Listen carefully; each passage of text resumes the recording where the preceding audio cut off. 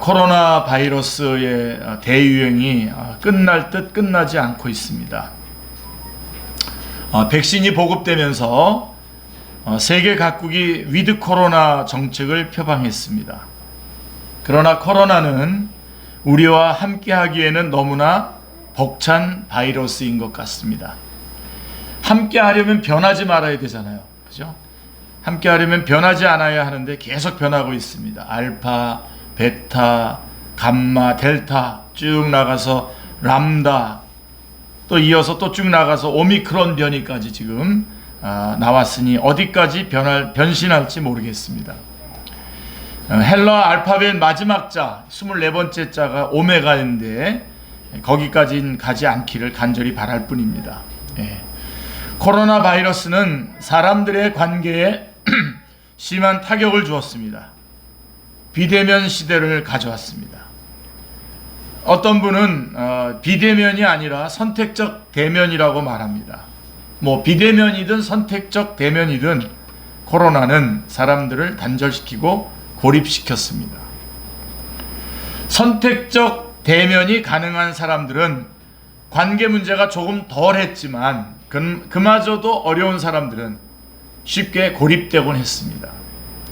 하루 종일 단 한 사람도 만나지 않고 단 한마디의 대화도 없이 보내는 사람들이 많아졌다고 합니다.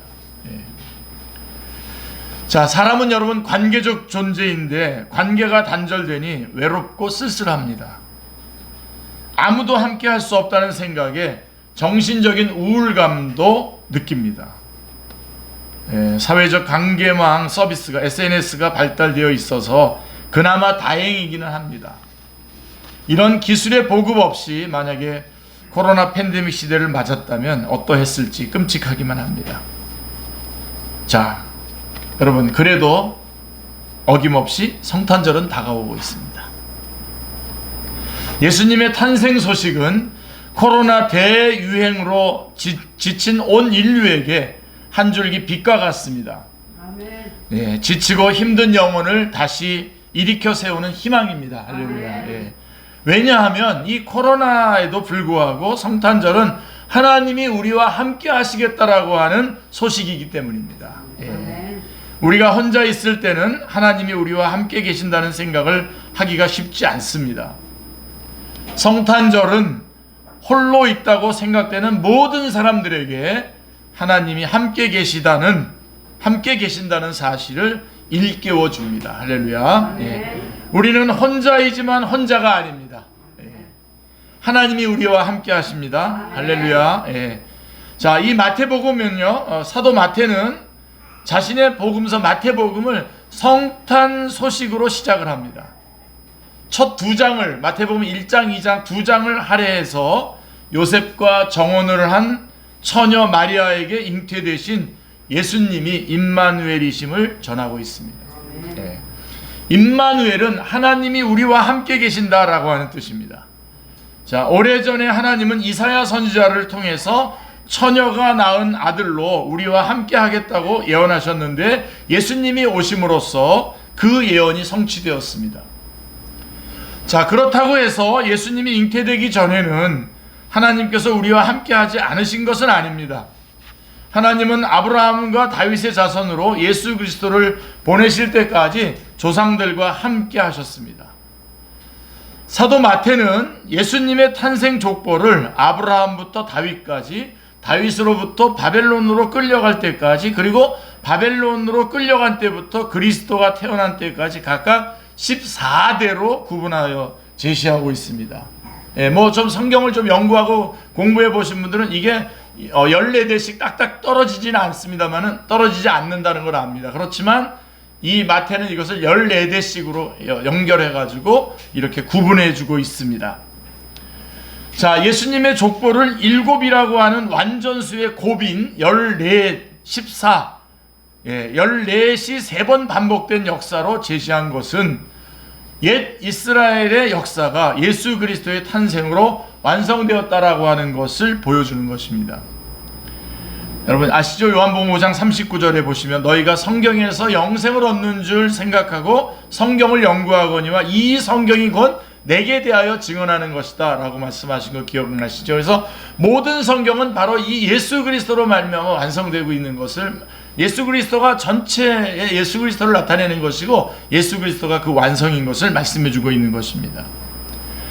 예수님의 탄생으로 옛 이스라엘의 역사는 끝났고 새 이스라엘의 역사가 시작되었습니다. 그게 로마서 3장 28절 29절에 제시하고 있습니다.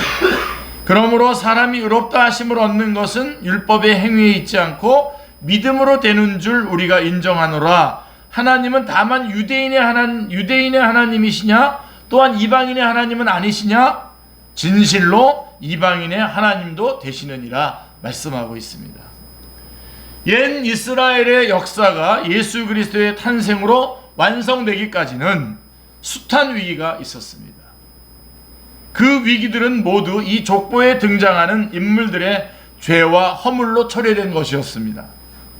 자, 사도 마태가 제시한 예수님의 족보에는 4명의 이방 여인들이 등장하는데 굉장히 특이한 기록입니다. 자, 이들이 예수님의 족보에 들어오게 된 이야기는 구약성경 창세기, 또 여호수아 창세기 38장, 여호수아서 2장, 룻기, 사무엘하 11장에 자세히 수록되어 있습니다. 이 4명의 여인에 관한 이야기들입니다. 처음 성경을 읽는 사람에게는 다소 충격적일 수 있는 이야기입니다. 자, 사람이 어떻게 이럴 수 있는가 생각될 수도 있습니다. 자, 유다는요, 며느리 다말을 통해서 2 아들을 낳습니다. 며느리를 통해서 아들을 낳습니다. 살몬은 여리고의 창기와 결혼해서 아들을 낳았고요. 룻의 남편은 일찍 죽었고요. 과부가 된 롯은 보아스의 은혜를 입어서 아들을 낳았습니다. 계대 결혼에 의해서. 다윗이 우리아의 아내 밧세바를 통하여 솔로몬을 낳은 이야기는 19금에 해당될 정도입니다. 어렸을 때에 어른들로부터 흔히 들었던 말 중에 하나가 피는 못 속인다 라고 하는 말이었습니다. 아주 나쁜 의미를 쓰는 겁니다. 이거 부모의 나쁜 행실을 자식도 그대로 따라하는 모습을 판단하는 말로 쓰이곤 했습니다. 자, 이 말대로라면 예수님의 족보는 나쁜 행실을 저지른 조상들의 나쁜 피가 흐르는 족보라고 오해할 여지가 충분합니다.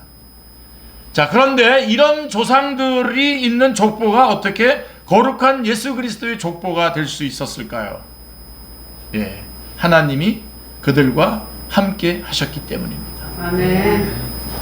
하나님께서 죄와 허물로 얼룩진 그들과 함께 하셨을 때에 그들은 자신의 죄를 깨닫고 회개하여 거룩한 하나님의 백성들이 되었습니다.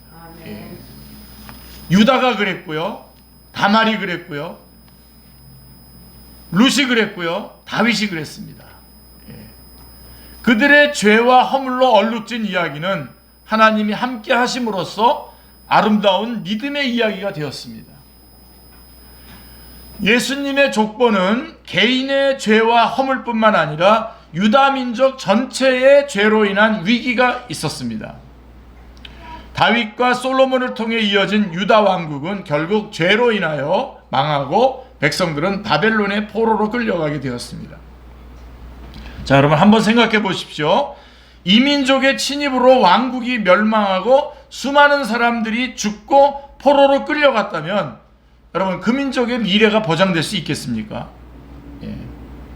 민족의 대가 끊기고 다른 민족에 흡수되어 사라져버릴 수밖에 없었을 거죠. 우리 역사 속에서 그런 거 많이 봅니다. 그러나 바벨론으로 끌려간 후에도 유다 민족의 역사는 계속되었습니다. 그리고 70년 후에는 왕국을 다시 회복할 수 있었습니다. 그리고 그 족보는 예수 그리스도의 탄생까지 쭉 이어지고 있습니다. 14대 바로 그렇게 나오는 거예요. 어떻게 이런 일이 가능했을까요, 여러분? 하나님께서 그들과 함께 하셨기 때문입니다. 아멘. 그들이 비록 하나님을 버리고 바벨론을 하나님처럼 섬기다가 멸망당하고 말았지만 하나님은 그들을 버리지 않으셨고 포로로 끌려간 그곳에서도 그들과 함께 하셨습니다. 아멘. 할렐루야. 민족의 시련을 통해서 그들의 믿음을 정금과 같이 단련하셔서 다니엘과 에스라와 느헤미야와 같은 지도자들을 통해서 다시 회복하게 하셨습니다. 하나님은 그들과 함께 하셔서 그들의 허물과 죄악을 감당해 주셨습니다. 그들이 망하되 완전히 망하지 않게 하시고 구루터기를 남기셔서 그 구루터기에서 새싹이 돋고 그것이 가지가 되고 줄기로 자라서 큰 나무가 되게 하셨습니다. 예수님의 족보에서 마지막 위기는요, 예수님의 잉태 직후에 있었는데요, 이 위기는 사람의 죄와 허물 때문이 아니라 예수님의 탄생 방식 그 자체 때문이었습니다. 자, 여러분, 그리스도께서는 그리스도로서 예수님은 사람으로 오시되 죄는 없으셔야 됩니다. 그렇죠? 사람을 대표해야 되기 때문에 사람으로 오셔야 되지만 사람이 가지고 있는 죄를 가지고서 어떻게 사람을 대표할 수 있겠습니까? 그렇죠? 그래서 하나님의 약속대로 아브라함과 다윗의 후손으로 오셔야 하되 그들의 죄성은 물려받지 않으셔야 됩니다. 예.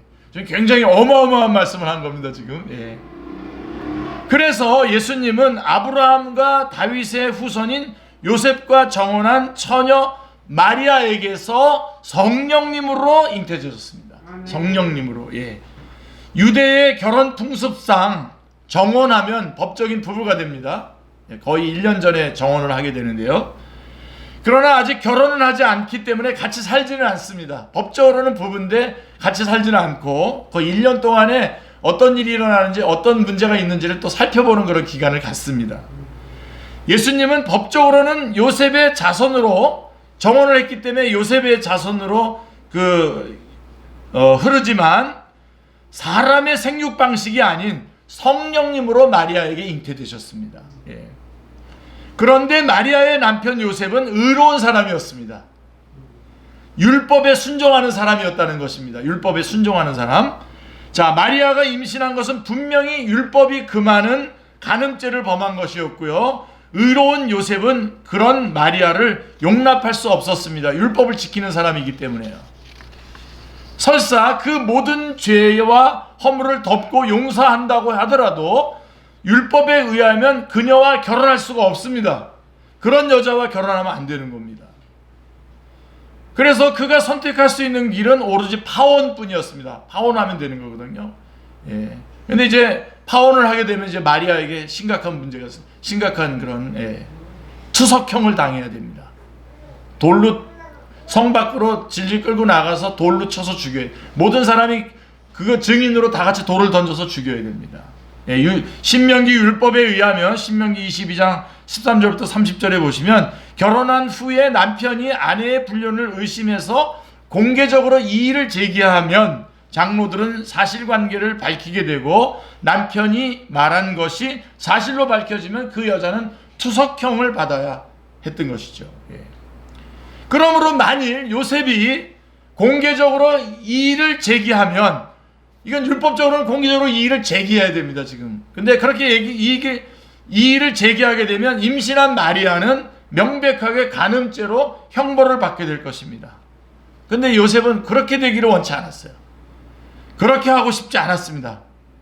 차라리 자기가 부끄러움을 당하고 수치를 당하는 편을 선택한 겁니다. 자, 여기서 요셉은 이제 고민에 빠지게 되고 율법에 의하면 요셉은 마리아와 파혼해야 했고 마리아는 공개적으로 수치를 당하게 됩니다. 그렇다고 가늠한 약혼녀와 아무 일 없는 듯이 결혼할 수도 없습니다. 그것 또한 율법을 어기는 것이기 때문에 그렇습니다. 요셉은 율법에 따라 파혼은 하되 마리아를 창피하게 만들고 싶지는 않았습니다. 그래서 선택한 게 그게 딜레마였는데요. 파혼을 하면 마리아는 수치를 당하게 되고 파혼을 하지 않으면 자신이 율법을 어기는 것이 됩니다. 자, 요셉은 이 딜레마를 어떻게 해결하고자 했습니까? 어떻게 해요? 파혼은 하되 마리아가 수치를 당하지 않도록 어떻게 했냐면 19절에 보면 가만히 끊고자 했어요. 가만히 끊고자. 그의 남편 요셉은 의로운 사람이라 그를 드러내지 아니하고 가만히 끊고자 하여. 우리 축제교회 모든 형제님들은 다 요셉과 같은 이런 사람이 되시길 바랍니다. 아멘은 여자들이 다 하고 남자들은 안 하시네. 예. 자, 그런데 만약에 요셉이 그렇게 했다면 그 이후에 요셉이 어떻게 될지 상상해 볼 수 있습니다. 가만히 끊고 나면 나중에 어떻게 될까요? 마리아의 배가 불러옵니다. 점점 불러올 것이고 결국 모든 나사렛 사람들은 마리아의 임신 사실을 알게 될 것입니다. 그때 동네 사람들은 요셉을 의심하게 될 것이고요. 약혼녀를 임신시켜 놓고 파혼한 남자로 요셉은 지탄을 받게 될 것입니다. 또 무책임한 사람이 되는 거죠. 그의 명예는 땅에 떨어질 것입니다. 더 이상 고향 나사렛에서 살 수 없게 될지도 모릅니다. 자, 요셉은 바로 그런 사람. 요셉은 자신이 모든 불명예를 뒤집어 쓰는 방식으로 이 딜레마를 해결하고자 했던 것입니다. 마리아를 보호하려고 했던 거죠. 자, 여러분, 이것도 훌륭한 방식이긴 하지만 어쩐지 우리 마음은 슬프게 하죠. 요셉도 마음의 방향은 잡았지만 쉽게 결정을 하지 못하고 있었던 것 같습니다. 자, 그렇게 해서 내가 당하지 뭐 내가 하고선 그렇게 결정을 해놓고 있었지만 쉽게 결정을 실행을 하지 못하고 있었는데 천사가 나타납니다. 천사가 나타나는 그날까지 그는 이 일을 생각하고 또 생각하고 있었습니다. 고뇌하고 또 했다는 의미입니다. 자, 그래서 천사가 나타납니다. 하나님은 이런 요셉과 함께 하셨습니다. 이렇게 딜레마에 빠져서 고민하는 그 요셉과 함께 하셨단 말입니다. 요셉의 고뇌를 다 하시고 그의 꿈에 천사를 보내셔서 말씀해 주셨습니다. 그게 20절 21절의 말씀입니다. 이 일을 생각할 때에 주의 사자가 현몽하여 이르되 다윗의 자손 요셉아 내 아내 마리아 데려오기를 무서워하지 말라. 그에게 잉태된 자는 성령으로 된 것이라. 아들을 낳으리니 이름을 예수라 하라. 그가 자기 백성을 그들의 죄에서 구원할 자심이라 하니라. 아멘. 아멘. 자, 그래서 약간 좀 쉬운 성경으로 한번 여러분에게 다시 읽어드린다면 다윗의 자손 요셉아 마리아를 아내로 삼는 것을 두려워하지 마라. 마리아가 아기를 가진 것은 성령께서 하신 일이다. 마리아가 아들을 낳을 것인데 자, 그 이름을 예수라고 하여라. 그가 자기의 백성을 죄에서 구원해낼 것이다. 쉬운 성경도 이렇게 올려주셨습니다. 사도 마태는 이렇게 해서 주님께서 예언자를 통해서 예언하신 말씀이 이루어졌다고 선언하고 있습니다. 하나님은 이미 750여 년 전에 8세기 750년 전에 이사야 선지자를 통해서 이 일을 예언해 주셨습니다. BC 8세기에 활동했던 예언자 이사야 아닙니까? 23절 말씀에 보시면 보라 처녀가 잉태하여 아들을 낳을 것이요 그 이름은 임마누엘이라 하리라 하셨으니 이를 번역한즉 하나님이 우리와 함께 계시다 함이라 말씀하고 있습니다. 마리아에게 잉태된 예수님은 우리와 함께 계시는 하나님이십니다. 아멘.